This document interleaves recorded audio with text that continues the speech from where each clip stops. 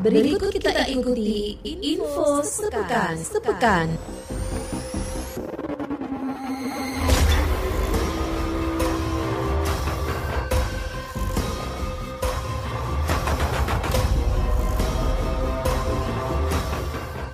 Pendengar dan pemirsa RRI Sumeneb.net, memasifkan pencegahan intoleransi, radikalisme, dan terorisme, Forum Koordinasi Pencegahan Terorisme FKPT Jawa Timur menggelar sosialisasi bertema Gembira Beragama di Kabupaten Sumeneb. Komisi Pemilihan Umum Kabupaten Pamekasan melakukan pergantian antar waktu terhadap 2 anggota panitia pemungutan suara Pilkada 2024 di kantor KPU. Meninggalnya R, 32 tahun tahanan Polres Sampang kasus ruda paksa anak di bawah umur meninggalkan kejanggalan bagi pihak keluarga. Ombudsman Republik Indonesia menggelar kunjungan kerja di Kabupaten Bangkalan dengan melakukan kajian sistemik jaminan perlindungan sosial terhadap tenaga kerja informal. Seluruh informasi peristiwa politik, ekonomi, sosial, dan budaya di Madura tersebut kami rangkum dalam Info Sepekan edisi 9 Juni 2024 bersama saya, Rukaya Zen.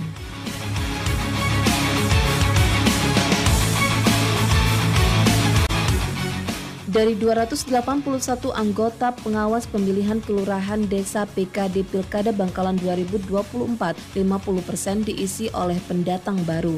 Ketua Bawaslu Bangkalan Ahmad Musta'in Saleh mengatakan hasil catatan evaluasi anggota pengawas pemilihan kelurahan desa PKD di Pileg 2024 ada sejumlah anggota salah satunya terlambat mengumpulkan laporan hasil yang diwajibkan sehingga untuk Pilkada 2024 banyak yang diganti. PKD kami hampir 50% baru gitu ya, karena memang pencatatan evaluasi terhadap mereka-mereka yang kemarin agak telat mengumpulkan laporan ya, dan hasil yang diwajibkan itu menjadi catatan tersendiri sehingga banyak yang harus diganti gitu ya. Ditambahkan momen pilkada lebih menarik daripada pileg karena masyarakat akan lebih fokus tertuju kepada pasangan calon.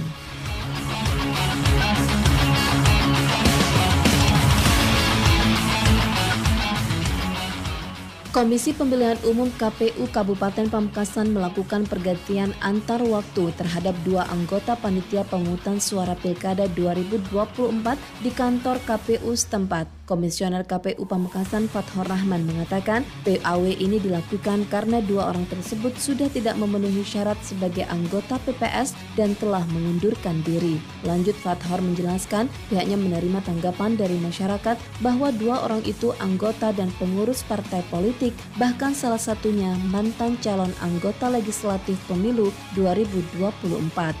Pun pada saat mendaftar itu atau pada saat dikonfirmasi itu yang bersangkutan menunjukkan surat pengunduran diri sudah lama sebagai pengurus partai, tetapi kan sama kasusnya juga seharusnya berlaku 5 tahun gitu. Dan itu yang bersangkutan juga merasa tidak tahu begitu. Fathor memastikan 2 anggota PPS yang baru itu tidak tercatat sebagai pengurus atau anggota parpol dan telah memenuhi beberapa syarat lainnya.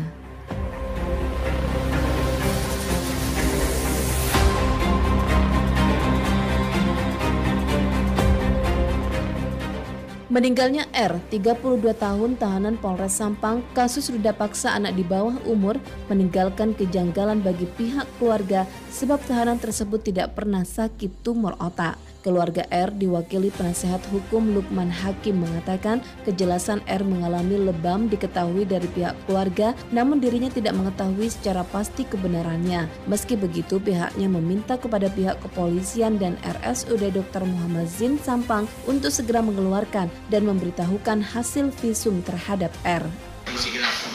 Ya, jadi sudah tidak jelas. Cuma isu yang menyatakan lebam dan memar itu memang sebelum dimandikan. Itu kami dapat dari pihak keluarga. Makanya kami meminta kepada polisi biar pihak keluarga itu leluasa apapun hasilnya kan, itu segera dibongkar dan betul-betul ke rumah sakit nanti hasil visumnya untuk segera dikeluarkan biar keluarga itu merasakan dan mengetahui apa sebenarnya kan. Visum itu yang kita lakukan sampai hari ini. Pihaknya tidak dapat memastikan apakah proses dan hasil visum berjalan sesuai prosedur sebab sepanjang tidak ada indikasi apapun hasilnya akan diterima.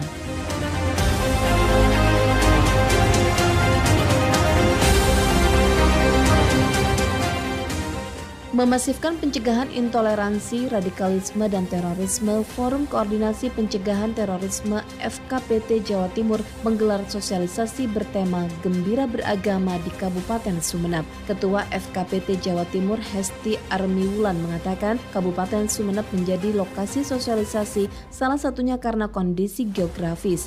Wilayah yang terdiri dari banyak pulau perlu antisipasi maksimal dari masuknya paham yang bertentangan dengan Pancasila. Bersama-sama melakukan upaya pencegahan intoleransi, radikalisme, dan terorisme khususnya di Kabupaten Sumeneb ini. Saya kira kita bisa melihat sebarannya ya, mungkin karena di Sumeneb ini adalah di paling ujung, kemudian pintu masuk gitu ya, dari berbagai jalur, pulaunya begitu banyaknya, nah sehingga ada hal yang perlu kita antisipasi.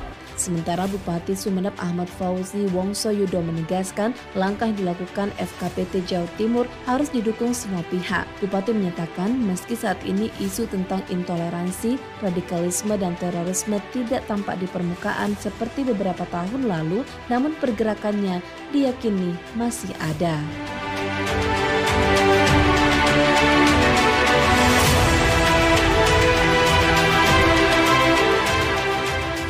Menjelang Hari Raya Idul Adha, Dinas Peternakan Disna Kabupaten Bangkalan memperketat pengawasan lalu lintas ternak baik melalui jalur laut dan melalui jalur darat. Kabid Kesehatan Hewan Keswan Ali Maki Dinas Peternakan Kabupaten Bangkalan mengatakan menjelang Idul Adha aktivitas pengiriman hewan ternak seperti sapi dan kambing keluar daerah baik yang melalui jalur darat maupun jalur laut mulai ada peningkatan sehingga perlu ada pengawasan yang ketat sesuai standar operasional prosedur SOP dari Disnak Jawa Timur. H-7 ini kita sudah mulai bergerak dan lokasinya sudah kami tetapkan di jadwal ini. Besok kemana sudah kami rapatkan tadi. Biasanya satu lokasi itu satu dokter hewan dibantu dengan 5 orang. Ali menambahkan, lalu lintas hewan ternak yang semakin tinggi, maka potensi persebaran penyakit pada hewan juga semakin meningkat sehingga perlunya upaya memperketat pengawasan lalu lintas hewan.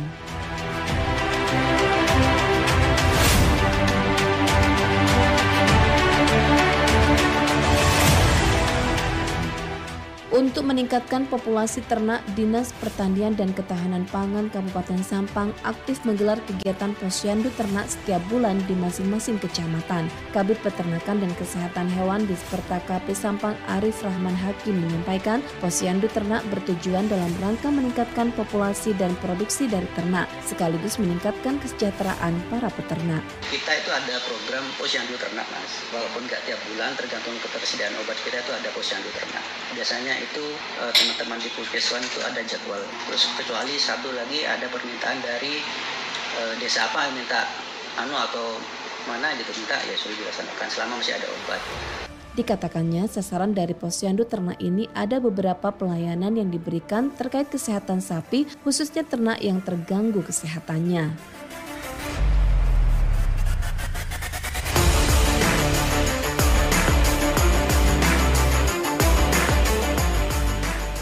Dinas Peternakan Kabupaten Bangkalan memastikan semua hewan kurban yang akan dikirim keluar Madura dalam momen Hari Raya Idul Adha 1445 Hijriah harus ber-RTEK. Kepala Bidang Kesehatan Hewan DRH Ali Maki mengatakan menjelang Hari Raya Idul Adha, aktivitas lalu lintas hewan ternak yang akan dikirim keluar Madura berdasarkan pengalaman tahun-tahun sebelumnya akan mengalami peningkatan dan hewan kurban sebelum dikirim keluar Madura harus dipastikan ber-RTEK dan mendapatkan surat pengantar surat keterangan kesehatan hewan SKKH.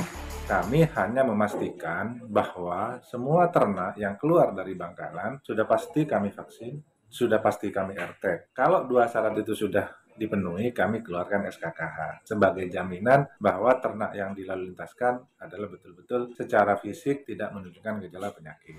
Sementara itu, menjelang Hari Raya Idul Adha 1445 Hijriah, harga hewan kurban sapi dan kambing di sejumlah pedagang tradisional di Bangkalan stabil dan tidak terjadi lonjakan harga yang cukup tinggi.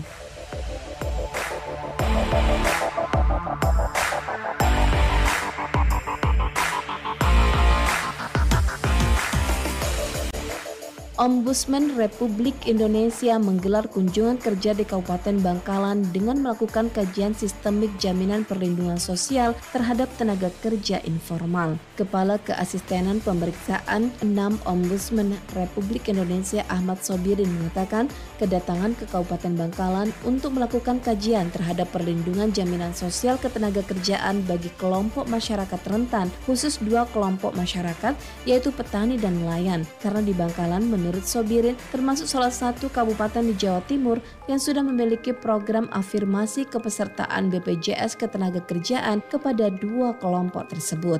Jadi kami ingin mengkaji terkait dengan success story-nya atau kendalanya, ingin mendapatkan data bahwa jumlah petani di Bangkalan berapa, jumlah nelayan berapa, yang sudah diberikan perlindungan itu berapa, di cover berapa kan itu. Nanti kan kelihatan angkanya kan, biar angkanya semakin tipis lah. Di kesempatan yang sama, Kepala BPJS Ketenagakerjaan Cabang Madura Indriyatno mengatakan kedatangan Ombudsman Republik Indonesia untuk mendalami atau mengetahui lebih dalam proses di Kabupaten Bangkalan bisa memberikan perlindungan jaminan sosial ketenagakerjaan kepada tenaga kerja informal, khususnya kepada kedua kelompok petani dan nelayan.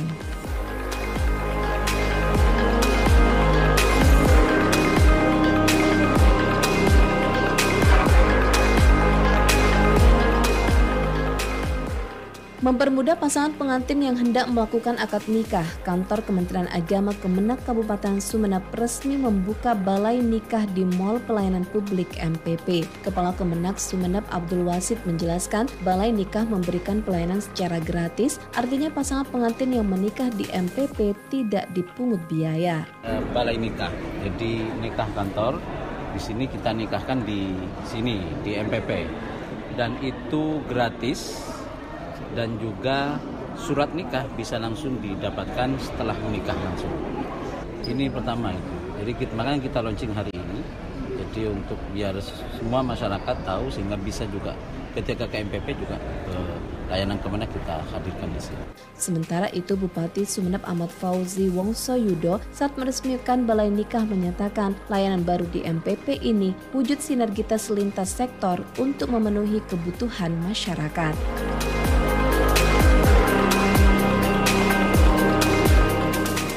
Sekian info sepekan edisi 9 Juni 2024, naskah dan narator Rukaya Zen, produksi Radio Republik Indonesia Sumeneb.